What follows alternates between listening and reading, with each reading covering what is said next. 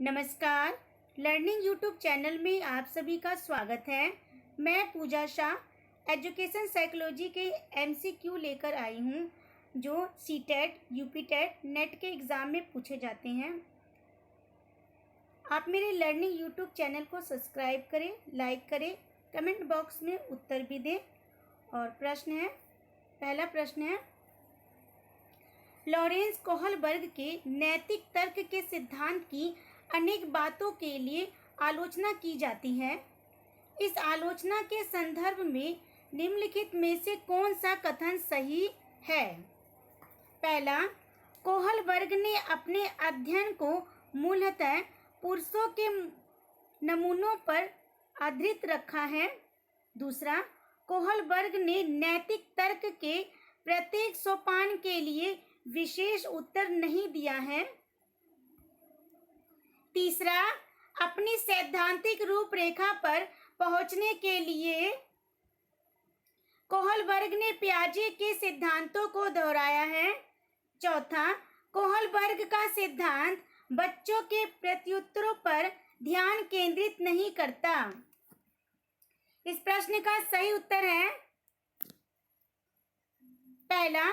पहला उत्तर सही है। कोहलबर्ग ने अपने अध्ययन को मूलतः पुरुषों के नमूनों पर आधारित रखा है।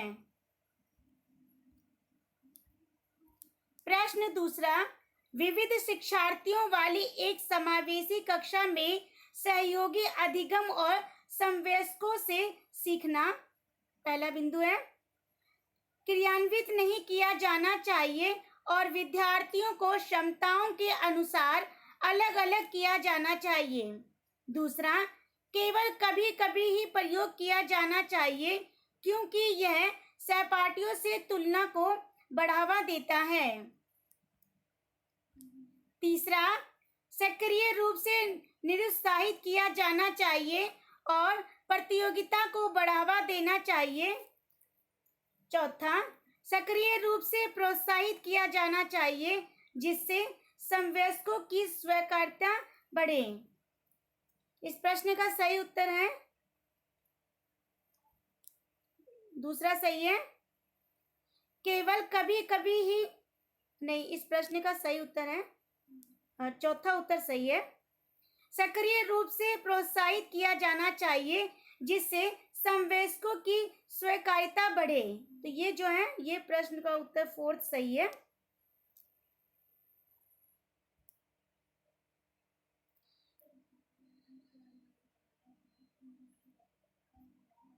प्रश्न 3, संज्ञान और संवेग के बारे में निम्नलिखित कथनों में से कौन सा कथन सही है? पहला, संवेग ज्ञान को प्रभावित करते हैं किंतु संज्ञान संवेगों को प्रभावित नहीं करता। दूसरा, संज्ञान और संवेग परस्पर जुड़े हैं और एक दूसरे को प्रभावित करते हैं। तीसरा, संज्ञान और संवेग एक दूसरे से स्वतंत्र प्रक्रियाएं हैं। चौथा, संज्ञान संवेगों को प्रभावित करता है किंतु संवेग संज्ञान को प्रभावित नहीं करता। इस प्रश्न का सही उत्तर है दूसरा, संज्ञान और संवेग परस्पर जुड़े हैं और एक दूसरे को प्रभावित नहीं करते हैं। यह प्रश्न का उत्तर सही है दूसरा। प्रश्न 4, जिस कक्ष में विविध पृष्ठभूमि से विद्यार्थी आते हो वहां एक प्रभावी कक्षा है। वह जो क्या है, एक प्रभावी कक्षा है। पहला बिंदु है, समान आर्थिक पृष्ठभूमि के विद्यार्थियों को समूह में बनाएगा और उन्हें एक साथ रखेगा। दूसरा, वंचित पृष्ठभूमि के विद्यार्थियों को कठिन परिश्रम करने के लिए कहेगा ताकि वे अपने साथियों के बराबर पहुंच सके। तीसरा, समूह में वैयक्तिक भिन्नता को बताने के लिए उनकी सांस्कृतिक जानकारी पर ध्यान देगा। चौथा, सांस्कृतिक जानकारी की अनदेखी करेगा और एक सर्वमान्य तरीके से अपने सभी विद्यार्थियों के साथ व्यवहार करेगा। तो इस प्रश्न का सही उत्तर है तीसरा उत्तर सही है। समूह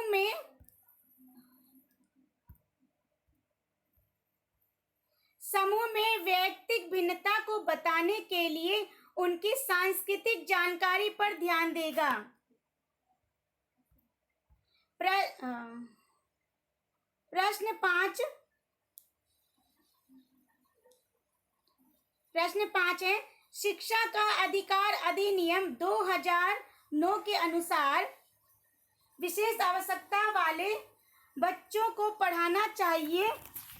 पहला बिंदु है व्यावसायिक प्रशिक्षण केंद्रों में जो उन्हें जीवन कौशलों के लिए तैयार करेंगे। दूसरा, घर पर माता पिता और देखभाल करने वालों के साथ जो उन्हें आवश्यक सहायता उपलब्ध कराएं। तीसरा, खास तौर पर उन्हीं के लिए बनाए गए विशेष विद्यालयों में। चौथा, समावेशी जो शिक्षा व्यवस्था में इस प्रावधान के साथ उनकी व्यक्तिगत आवश्यकताओं की पूर्ति की जा सके। तो इस प्रश्न का सही उत्तर है, पांचवें का जो प्रश्न है उसका सही उत्तर है चौथा जो पॉइंट है वो सही है। समावेशी शिक्षा व्यवस्था में इस प्रावधान के साथ उनकी व्यक्तिगत आवश्यकताओं की पूर्ति की जा सके। प्रश्न, आकलन के बारे में निम्नलिखित कथनों में से कौन सा कथन सही है। यहाँ पूछा जा रहा है कि कौन सा कथन सही है। पहला, आकलन से विद्यार्थियों को सहायता मिलनी चाहिए, वे अपनी शक्तियों और रिक्तियों को देख सके, शिक्षक तदनुसार उन्हें ठीक कर सके। दूसरा, आकलन तभी सार्थक होता है जब विद्यार्थियों का तुलनात्मक मूल्यांकन भी हो। तीसरा, आकलन केवल स्मरण शक्ति का ही नहीं, बोधन और अनुप्रयोग का भी होना चाहिए। चौथा, आकलन तब उद्देश्य पूर्ण नहीं हो सकता जब तक उससे भय और चिंता का संचार ना हो। तो इसका पहला बिंदु जो है वो है ए और सी, दूसरा बी और सी, तीसरा ए और बी, चौथा बी और डी। इसका सही उत्तर है ए और सी। ए और सी जो है वो सही है, ए और सी सही है, मतलब पहला और दूसरा सही है।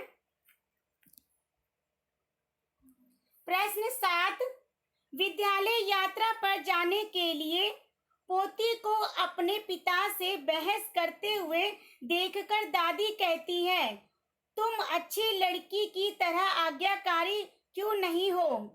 तुम लड़की की तरह व्यवहार करोगी तो तुमसे शादी कौन करेगा? तुम लड़कों की तरह व्यवहार करोगी तो तुमसे शादी कौन करेगा? यह कथन निम्नलिखित में से किसको प्रतिबिंब करता है? पहला, बच्चों की पालन पोषण में परिवार की कठिनाइयां। दूसरा, लिंग समरूपता। तीसरा, लड़कियों और लड़कों के स्वभाव के बारे में रूढ़िबद्ध धारणा। चौथा, लड़की के लिंग की गलत पहचान। इसका जो सही उत्तर है सातवें का सही उत्तर है तीसरा, लड़कियों और लड़कों के स्वभाव के बारे में रूढ़िबद्ध धारणा।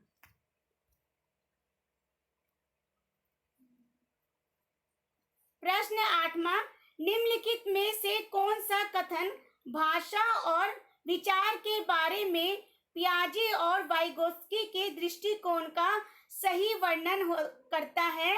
पहला, दोनों भाषा को बच्चों के विचारों से जन्म लेती हुई मानते हैं।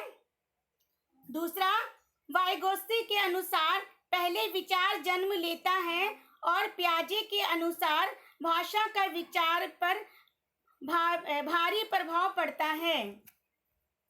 तीसरा, पियाजे के अनुसार पहले विचार जन्म लेता है और वाइगोत्स्की के अनुसार भाषा का विचार पर भारी प्रभाव पड़ता है। चौथा, दोनों मानते हैं कि बच्चे के भाषा से विचार जन्म लेते हैं। तो इस प्रश्न का सही उत्तर है तीसरा। पियाजे के अनुसार विचार जन्म लेता है, विचार क्या करता है, जन्म लेता है। और वाइगोत्स्की के अनुसार भाषा का विचार पर भारी प्रभाव पड़ता है। तो ये तीसरा सही है, ये सही उत्तर है तीसरा। प्रश्न 9, बाल केंद्रित शिक्षा शास्त्र का अर्थ है कक्षा में सारी बातें सीखने के लिए शिक्षक का आगे आगे होना।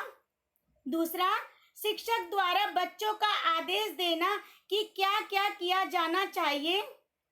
तीसरा, बच्चों के अनुभवों और उनकी आवाजों को प्रमुखता देना। चौथा, निर्धारित सूचना का अनुसरण करने में बच्चों को सक्षम बनाना। इस प्रश्न का सही उत्तर है तीसरा, तीसरा उत्तर सही है, बच्चों के अनुभवों और उनकी आवाज को प्रमुखता देना। प्रश्न 10, निम्नलिखित में से कौन सा अधिगम के आकलन को उजागर करता है। पहला, शिक्षक किसी विद्यार्थी के निष्पादन का आकलन दूसरों के निष्पादन की तुलना में करता है। दूसरा, शिक्षक विद्यार्थियों की चिंतन प्रक्रियाओं पर ध्यान देने के अलावा उनकी अवधारणात्मक समझ का विकास भी आकलन करता है।